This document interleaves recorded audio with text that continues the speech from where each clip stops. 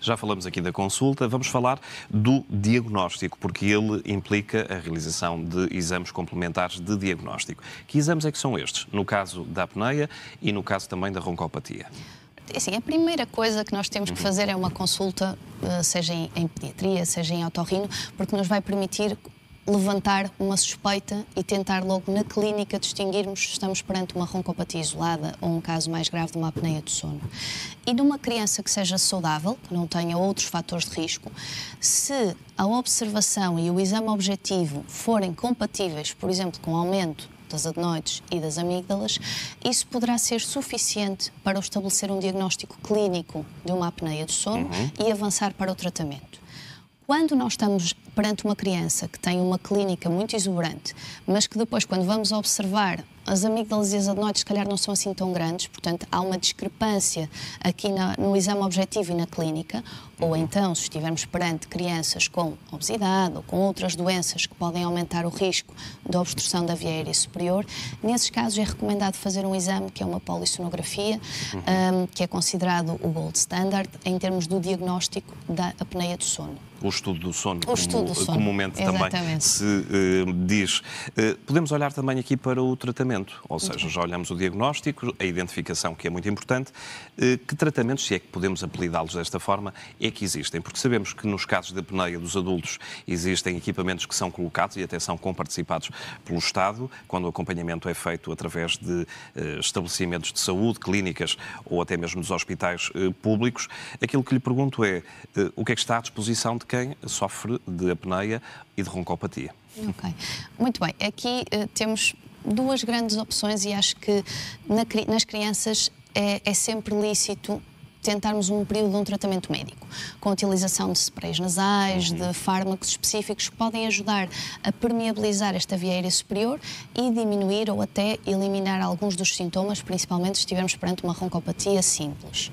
Nos casos em que a clínica é mais grave ou então em que já fizeram este período de tratamento e não houve, de facto, uma melhoria significativa, o passo seguinte será um tratamento cirúrgico, normalmente com a remoção das adenoides e das amígdalas, ou então uma redução das amígdalas, existem as duas opções, e que na maioria dos casos da apneia do sono em crianças é um tratamento curativo. Ok? Quando a causa da apneia do sono não está relacionada ou não é resolvida após uma cirurgia das adenoides e das amígdalas, temos outras opções que podem ser usadas como tratamento, eventualmente até ventilação não invasiva, que era aquelas máscaras que nós estamos a utilizar, se calhar a ver mais nos adultos, mas que também é possível utilizar em crianças se tiverem uma obstrução significativa. Existe também uma pergunta que não podemos fugir a ela. A apneia infantil pode desaparecer espontaneamente? É difícil. Se estivermos perante um quadro de uma apneia significativa, é muito difícil que haja uma redução do tamanho das adenoides e das amígdalas, sendo elas a causa, ou então, se houver uma redução de peso muito significativa, nos casos de obesidade, poderá haver uma melhoria. Mas é sempre importante ser feita uma avaliação e não aguardar por essa resolução espontânea, porque a probabilidade é baixa.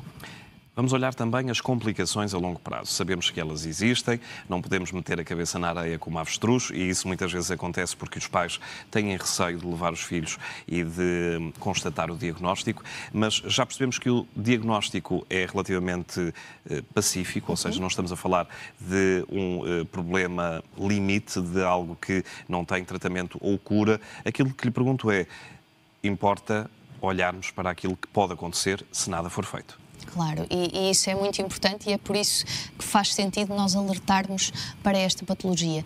Se nós deixarmos uma apneia obstrutiva do sono sem tratamento, nós podemos ter alterações e atrasos do crescimento, como falamos, podemos ter atrasos no desenvolvimento psicomotor, perturbações da aprendizagem, do desenvolvimento de outras competências e também podemos ter alterações a nível cardiovascular, até com o desenvolvimento de uma hipertensão muito mais precocemente, um aumento do esforço cardíaco que vai levar a outras patologias e aumentar o risco cardiovascular de uma forma importante.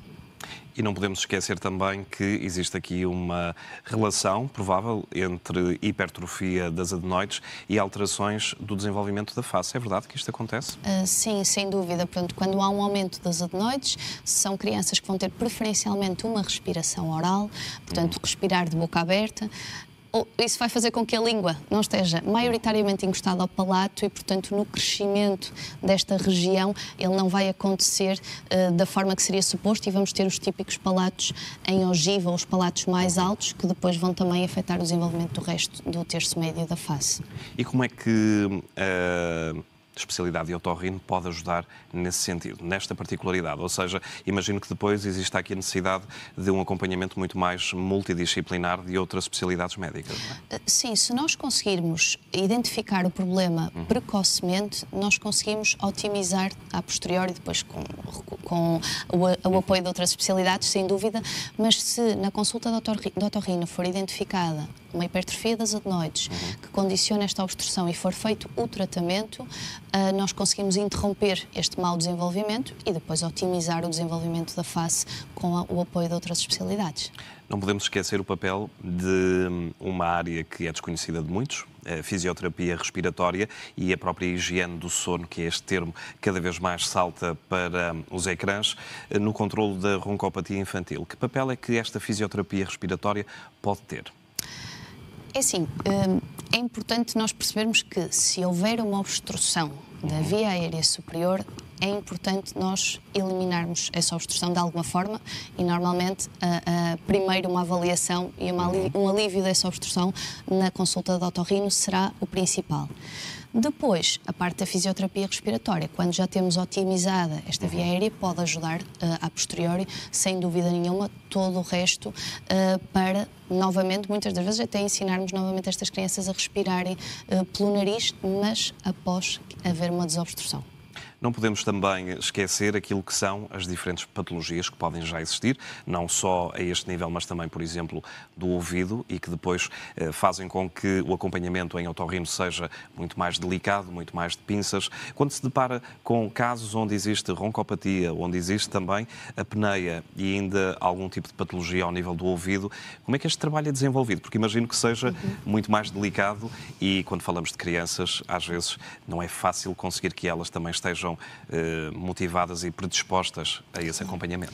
Sim, sem dúvida. E é inevitável, é comum, toda a gente conhece que isto está tudo ligado a esta região e efetivamente existe um canal que liga diretamente o nariz ao ouvido e nesta fase da vida, para além de uma imaturidade estrutural deste canal, temos também as adenoides exatamente no local onde este canal deveria abrir.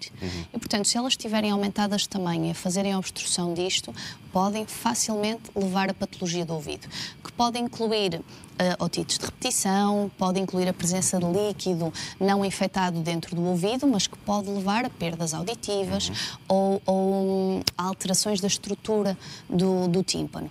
E, portanto, nestas situações, quando a somar à hipertrofia das adenoides e das amígdalas, à roncopatia, à apneia, ainda temos alterações do ouvido, a decisão e o limiar de decidirmos para avançar para um tratamento cirúrgico é muito mais baixo.